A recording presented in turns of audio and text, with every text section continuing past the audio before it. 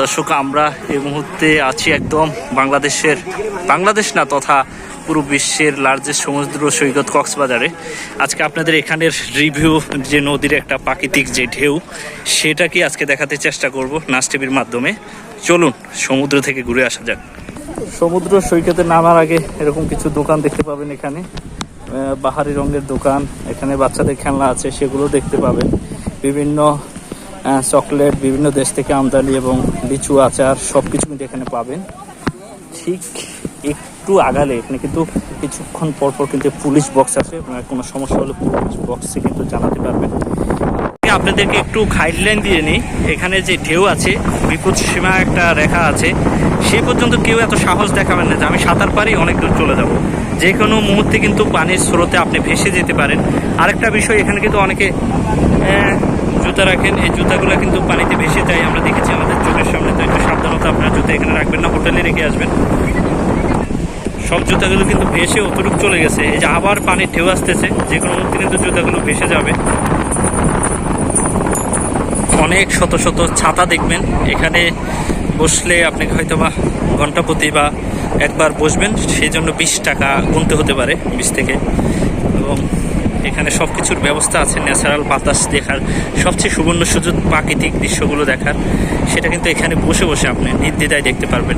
এখানে কিন্তু ওরা এই যে যারা সতর্ক করেন, তারাদেরকে দেখতে পাচ্ছেন। হলুদ পোশাক যাদের আছে তারা কিন্তু সতর্ক বার্তার দায়িত্বে আছে এখানে। তাদের বাঁশি সব কিছু ফলো করতে হবে আমাদের। থেকে সুগন্ধা পয়েন্টের থেকে বলছি। এবং এখানে আসলে এরকম সুন্দর সুন্দর বরিশাল বা মতো নারিকেল গাছ দেখবেন। খুব সুন্দর চেয়ার টেবিল সাজানো আছে, এখানে বসে বসে বিকালটাকে একদম এখান থেকে উপভোগ করে, এবং সমুদ্র সৈকতের যে অপূর্ব সৌন্দর্য, সেটা কিন্তু খুব কাছ থেকে দেখতে পাবেন। তো এই জিনিসটা হয়তো বা মিস করবেন না। এখানে রিসর্ট আসতে পারেন, এখানে কিন্তু গাছপালা প্রকৃতির সাজে কিন্তু সাজিয়েছে এক অপরূপ সাজে, সেটা কিন্তু অবশ্যই আপনি মিস করবেন না। এখানে নারিকেল গাছের সারি সারি দেখবেন, একটা অসাধারণ একটা ফিল হবে। তো এটাকে অবশ্যই মিস করবেন না সবাই। এখানে বসে বসে একটু দেখবেন, ফিল করবেন। পাশেই কিন্তু এরকম জাও বাগান আছে। যখন আপনি একটু চায়ের দরকার হবে বা ক্লান্ত হয়ে যাবেন, তখন ঠিক এই জাও বনে এসে আপনি এইভাবে বসে বসে কিন্তু আড্ডা দিতে পারবেন। ওরা যেভাবে আড্ডা দিচ্ছে সেভাবে দিতে পারবেন।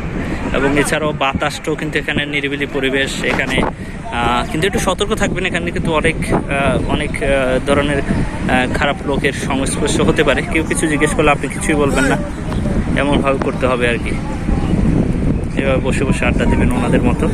এবং এখানে ঝালমুড়িও খেতে পারবেন। অসংখ্য ঝালমুড়ির দোকানদার আছেন, তাদের কাছে ঝালমুড়ি খেয়ে খেয়ে বাতাসের সাথে একদিকে এবং নদীর ঢেউ, এবং এভাবে বসে বসে কিন্তু কাটাতে পারবেন, সময়টুকু পাস করতে পারবেন, সেই প্রত্যাশাই করছি।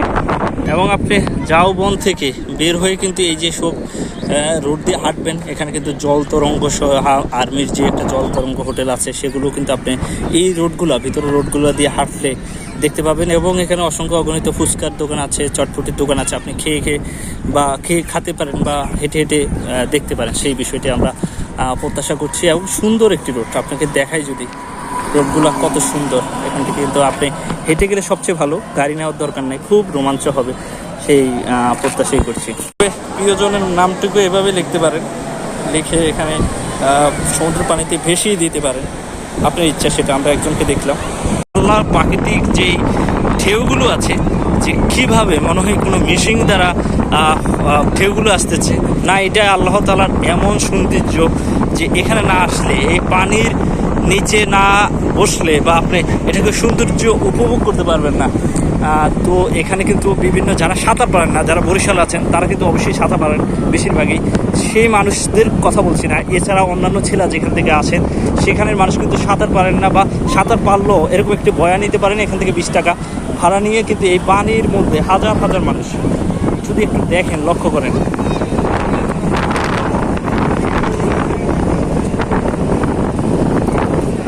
আবার কেউ বোরকা পরেও কিন্তু এই সমুদ্রের মধ্যে থেকে যাচ্ছে, সেই জিনিসটাও কিন্তু আমরা দেখি। দেখেন, বোরকা পরে তো আমরা যাকে দেখছি, আপনি পারেন, আপনি পদ্মা সহিত ওখানে ঘুরতে পারবেন ইনশাল্লাহ। বা সমুদ্র থেকে কিছু কুড়াইতেও পারেন, সেটাও করতে পারেন। ইচ্ছা করলেই কিন্তু সব কিছু সম্ভব এখানে। দেখেন পানির ভিতরে। যদি একটি বিষয়, এখানে বাচ্চা মায়ের সাথে কি সুন্দর পানির মধ্যে মেতে উঠেছেন। যে জিনিসটা আপনি দেখছেন, এখানে কিন্তু অসংখ্য ফটোগ্রাফি আছে। এখানে অবশ্যই আপনারা মূল্যে নেবেন বা দেখে দেখে ছবি নেবেন, সেভাবে কিন্তু তাদের সাথে ডিল করবেন। হ্যাঁ, এখানে কিন্তু প্রতারিত হতে পারে। এবং দেখেন বাচ্চাকে নিয়ে মা কীভাবে সমুদ্রের স্রোতের মাঝে বসে আছেন, এটাকে বলে মা। মা কিন্তু ঢের বিপরীত পাশে আছে, বাচ্চাকে কিন্তু মাঝে রেখেছেন যেন বাচ্চার কোনো ক্ষতি না হয়, সেই জিনিসটাই দেখেন। আবার অনেকে হাত ধরে ধরে টেনে নিচ্ছেন অনেককে, সেগুলো আমরা দেখি এখানে। এখানে যেমন ভালো ভালো জিনিসও আছে, তেমন একটু চোখকেও হেফাজত করতে হবে, সেই বিষয়টাই দেখবেন।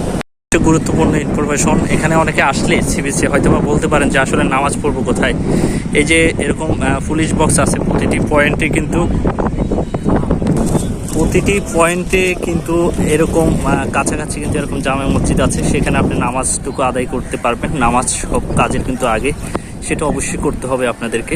এই প্রতিটি পয়েন্টে কিন্তু এরকম একটি জামে মসজিদ আছে, সেখানে আপনি নামাজটুকু আদায় করে নিয়ে তারপর আবার প্রকৃতির মাঝে ফিরে যাবেন। এবং কক্সবাজারে ঘোরার জন্য দেখে যান প্রকৃতি কত সুন্দর, আল্লাহ তাআলা কত সুন্দর করে প্রকৃতিকে বানিয়েছে, সেটার নিদর্শন একটি কক্সবাজার। তো ভালো থাকবেন, ভিডিওটি শেয়ার করে সকলকে জানিয়ে দেবেন। আসসালামু আলাইকুম।